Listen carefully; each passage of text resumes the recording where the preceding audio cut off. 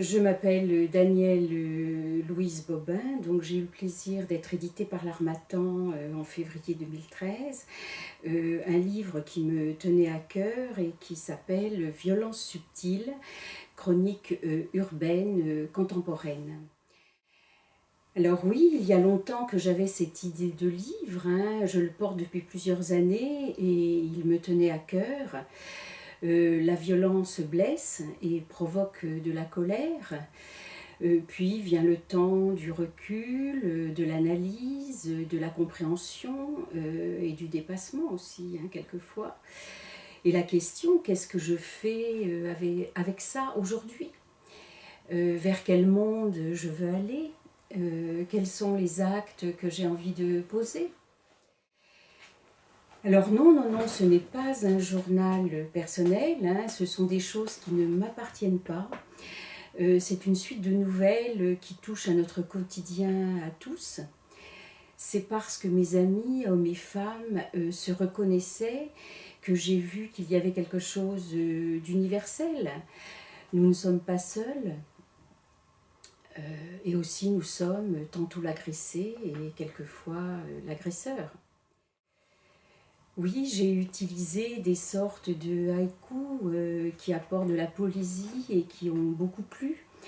Ces petites phrases poétiques en fin de chapitre sont une sorte de respiration, un retour aux sources, à la nature, nos racines perdues.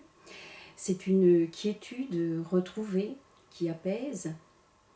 La poésie, la créativité, la porte aussi d'un autre monde. Oui, je parle plusieurs fois de rapports intimes, ce qui peut surprendre. J'ai été très sobre dans mes descriptions, mais je n'ai pas voulu me plier au tabou social et faire l'impasse de ces moments-là qui rentrent tout à fait dans le sujet du livre. Et ils ne sont justement que trop peu évoqués, de mon point de vue. Vous me demandez comment je définis la violence. La violence, c'est ne pas respecter l'espace, la parole, la vie de l'autre. C'est prendre, c'est voler.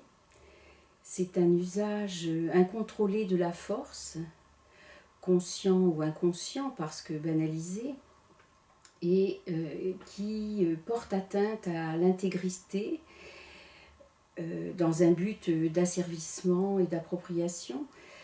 Les violences sont personnelles, elles sont institutionnelles, systémiques, structurelles. Il y a toutes sortes de violences.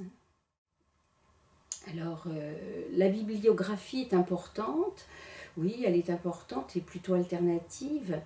Je l'ai voulu abondante pour donner quelques pistes de réflexion. Il faut vraiment la lire et se laisser porter par les sujets qui vous touchent de près. En conclusion, je dirais que c'est un livre de rapprochement, un livre d'espoir aussi.